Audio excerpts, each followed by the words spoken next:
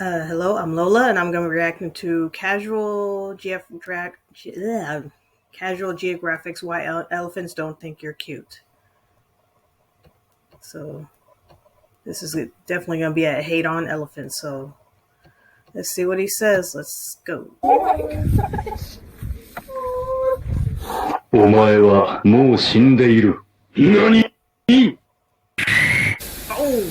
The average person lies about 1 to 2 times a day, 1.65 to be exact. The average person can also expect to be lied to anywhere from 10 to 200 times in the same amount of time. And if you have internet, which you obviously do, because how else would you be here, most of those lies probably come from behind a screen. And these days, it really doesn't matter what you say, as long as you say it with confidence, a small group of people will believe you. Like if I say that coconuts can technically be classified as mammals because they have hair and produce milk and say it with my whole chest, at least one person's gonna pause this video and think about it. And it seems like every week I get tagged in a video of some guy saying the T-Rex was actually a dragon with wings or Megalodon is still somehow alive.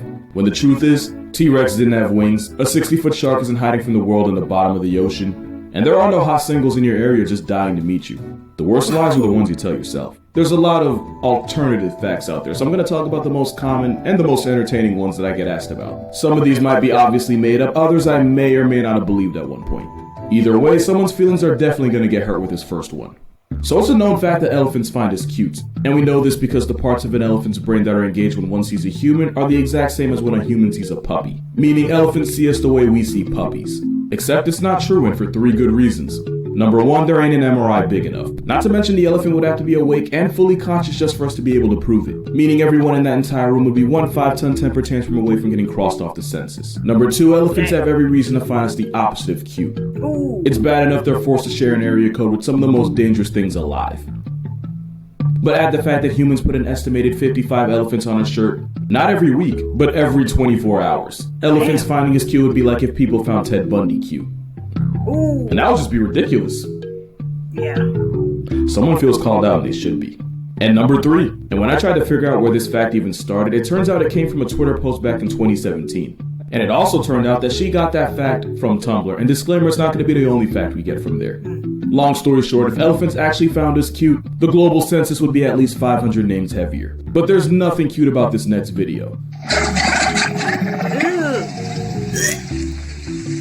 So, you probably have some thoughts. The thing is, that exact clip will go viral once every couple of months. And one of the top comments is always the same. It's some guy saying camels spit their stomachs out their mouths to cool off and 1,000 people having a panic attack over it. The truth is, any camel with its stomach ejected from its body isn't a camel. It was. You're looking at one less sand donkey in the world. What it actually is an organ called a doula. It's an inflatable extension of the upper palate that the male will flex to get a female's attention. Because that's really what it's all about. And as camels go deeper into rut, they'll even start foaming at their mouth to really show the world what type of time they're on. That and the flesh balloon dangling from its mouth is basically a Batman symbol for camels that want to prove that hump isn't just something on its back. It can be a verb and it can also be a desire. Also, I know what you're thinking. I know. You might have even commented it already, so I'm just gonna say it. No, you can't pop it, and yeah, you should be on the list for even asking. But SparkNote's version, that's not a camel showing you its stomach, that's a camel that wants to get into yours. And it's not even the first time something like this has gone viral. And that's because pelicans exist. Specifically, this picture exists, along with the thousands of people who genuinely believe pelicans will spit their spines out in a way to cool off in the heat. It started as a meme that people will now defend to the death like a religion. What they're actually doing is a lot less dramatic. The truth is, this pelican is just yawning.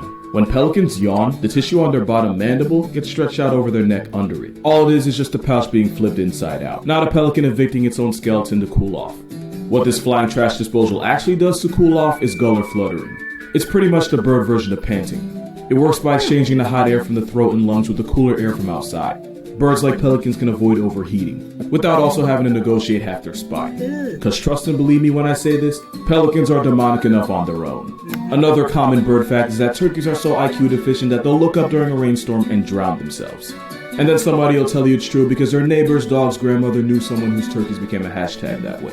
First of all, turkeys aren't that stupid. Domestic turkeys? Yeah, you got me there.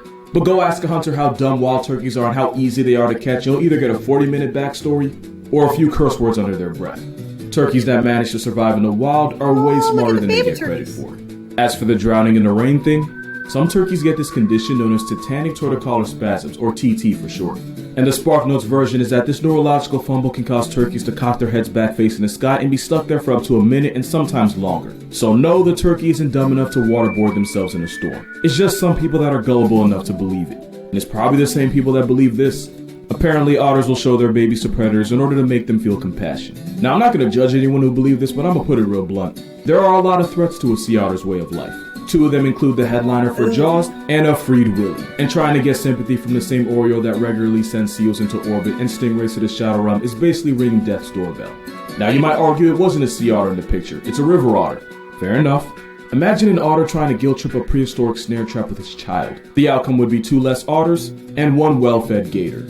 Facts like this only go viral when people take human traits and try to put them onto animals. And this is coming from the guy who regularly refers to a killer whale as an oppressive cookie. Because in the wild, morality gets you 404 than put on someone else's 444.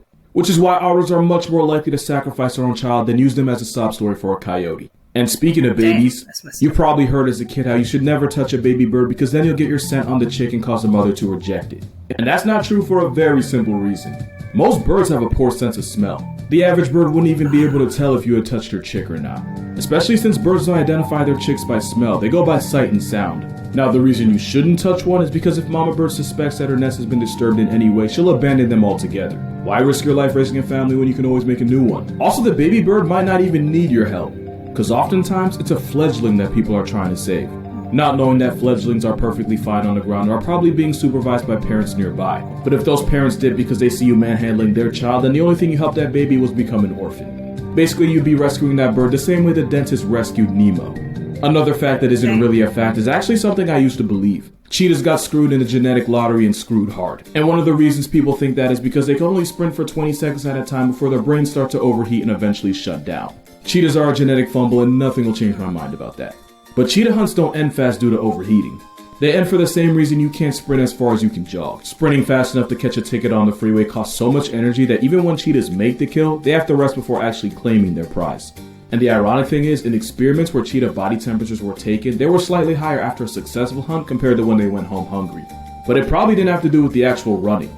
It probably had everything to do with the stress of knowing they're just one rogue leopard or a clan of hyenas or even a disrespectful vulture away from having sleep for dinner. Yeah, that wasn't a joke, by the way.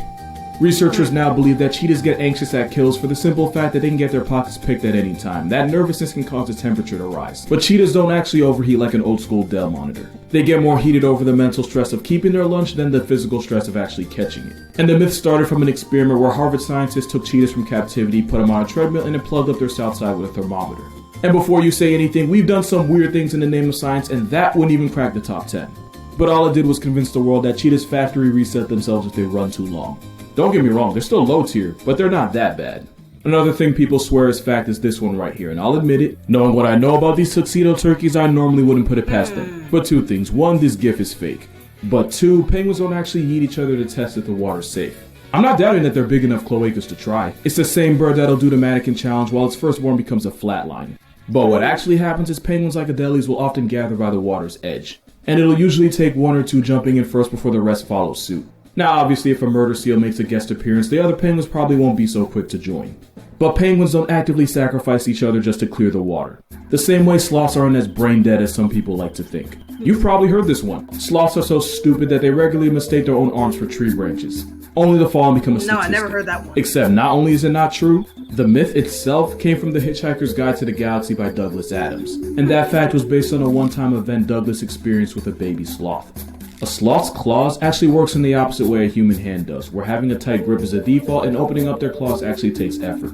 Plus, any animal that can't tell its arm from arbor isn't living long enough to be talked about.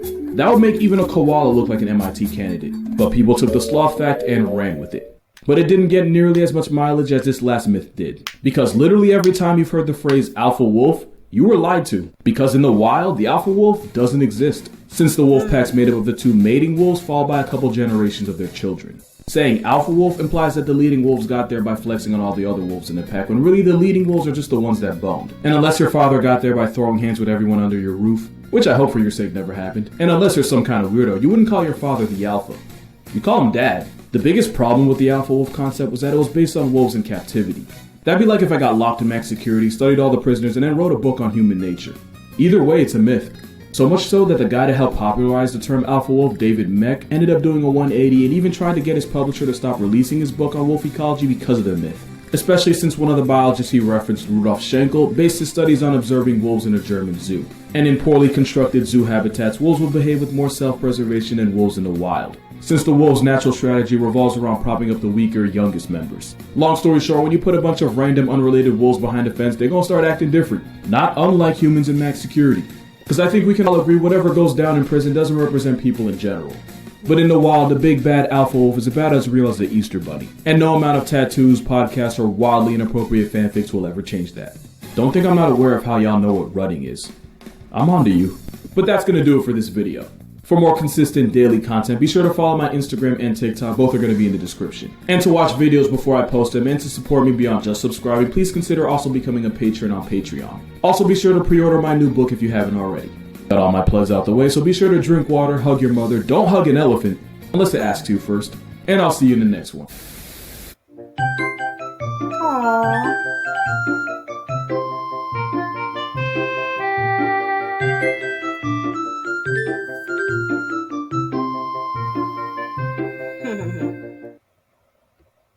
Yeah, I've never heard that one about the sloth confusing its arm with a branch, and so it just like dies. Like what? I've never heard that myth. What?